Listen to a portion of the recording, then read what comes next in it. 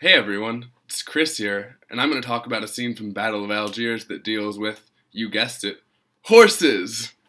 The scene I chose depicts a bombing during a race at a horse track, and after the bombing, there's this young Algerian boy who's walking away from the scene of the incident, and immediately a huge mob of angry survivors just sets upon him and starts beating him savagely, and the whole time they're blaming him for the incident, even though there's no real evidence that actually links him to the bombing. In my opinion, this moment really captures what I feel to be one of the central messages of the film, which is that armed resistance inevitably leads to a lot of violence being directed against people who aren't connected to the conflict, and basically, if you engage in armed resistance, it's going to end in a lot of innocent people being killed. By having a child as the victim of this violence, I think that really strengthens the message, because when it's a child, it's very clear that he's not connected to the violence. It's just he was in the wrong place at the wrong time, so he suffers the consequences. The end of the film really solidifies this message of passive resistance over armed resistance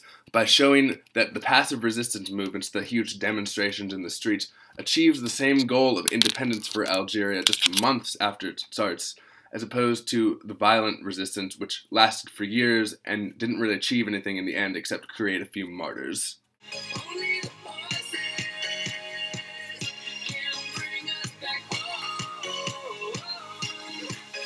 Tonight.